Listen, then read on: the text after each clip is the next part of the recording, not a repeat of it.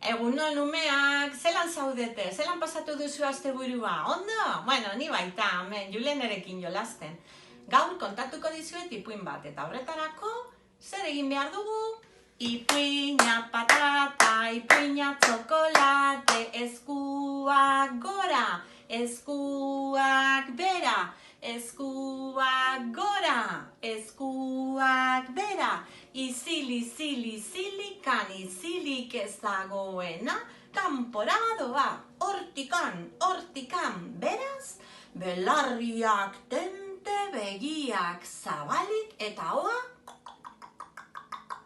itxita.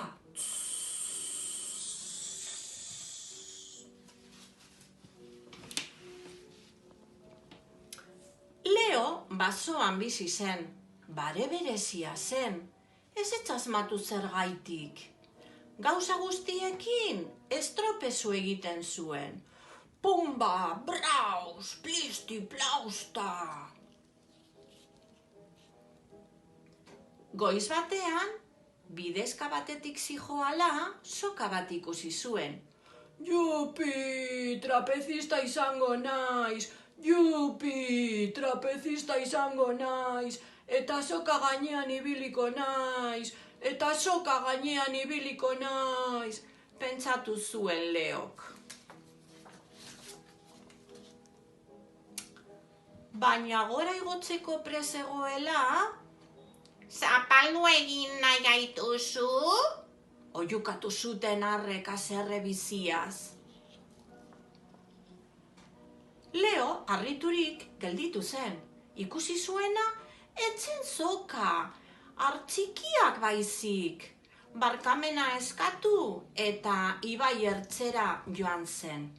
Eta harri berde baten gainean jarri zen.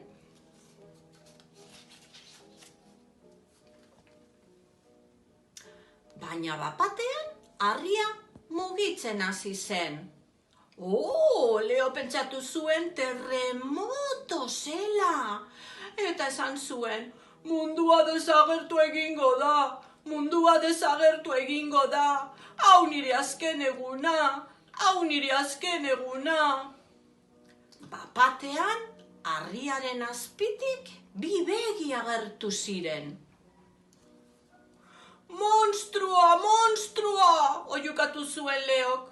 Kroak, kroak, baina zer gertatzen ari zara nire gainean? Aiba, zu edu igela zara, aiba, zu edu igela zara, barkatu, barkatu, ez daki zer gertatzen zaidan, ez daki zer gertatzen zaidan. Beti nahazten naiz, beti nahazten naiz.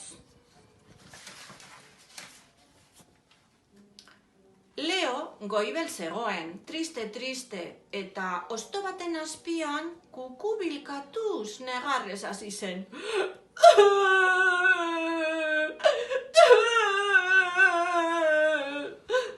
Basoan dagoen animalirik traketzena naiz. Basoan dagoen animalirik traketzena naiz.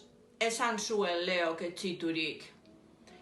De repente, Ez zaitez kezkatu, zuk betaurrekoak behar dituzu, esan zion zulo batetik agertu zen satorrak.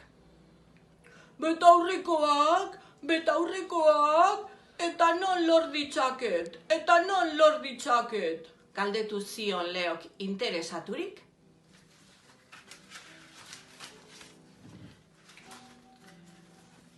Satorra bere gordelekuan sartu zen, eta denbora gutxira berriro agertu zen.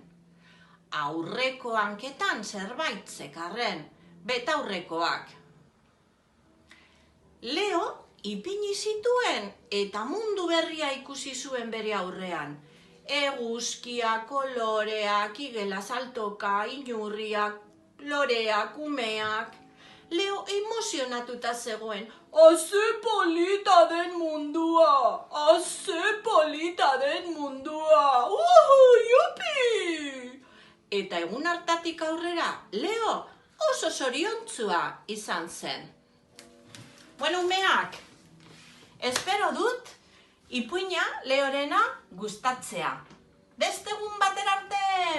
bat! Mua!